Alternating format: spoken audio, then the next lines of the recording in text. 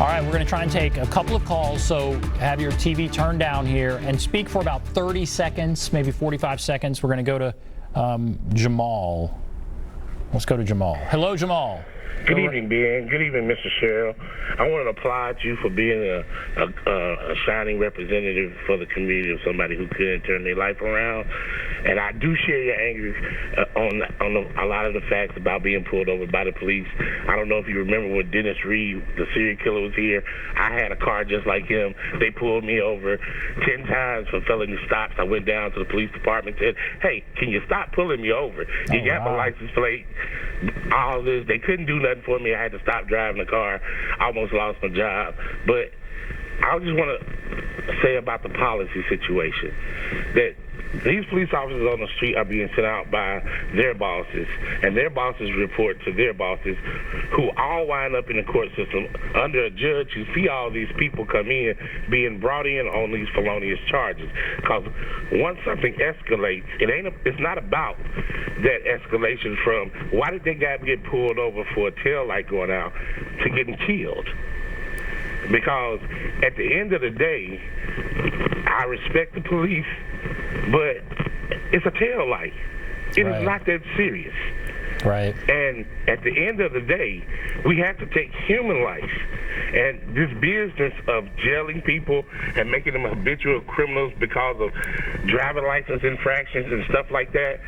I mean, you got 16-year-old kids who can't afford to pay for insurance, and their parents can't. Okay, all right. It's an economic and it's a policy situation of completely forcing this in a community that you're not putting anything financially into. All right, so I have to cut you off. What do you want to say to that really quickly?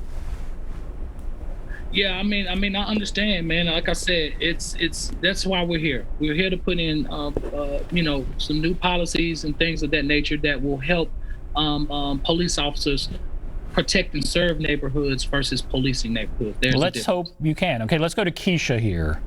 Hello, Keisha. Well, you have about 30 seconds, Keisha. Hey, so this is Keisha.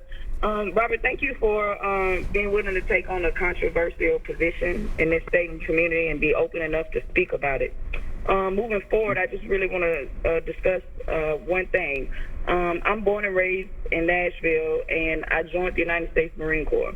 And I see a lot of these situations where they talk about officers killing people, not just black. There's other ethnicities too. But my thing is, as a Marine, I was trained to kill. I knew when to pull the trigger and when not to pull the trigger. And as a police officer, they are trained to de-escalate the situation. And this is not happening. So I feel like with what you guys are doing, as far as the policing, there should be somebody in there. It doesn't have to be me, but someone with some military background and an understanding of rules of engagement. Okay, all right. Let me let him respond to that. 20 seconds. Go ahead. Hey, Keith, it is. That's the beauty about this commission. I know we had to cut you off. Thank you for your service. But yes, there are some people on this commission that are going to be dealing with that. We're going to be looking at it under a microscope. Use of force, training, knowing how to de-escalate a situation. All of that is on the agenda. So yes, we look forward to tackling that. Robert Sherrill, thank you so much for coming on. We could talk for another whole hour. Thank you so much. We'll come back, wrap everything up, but thanks and good luck with your work. All right, we'll take a break. Be back right after this.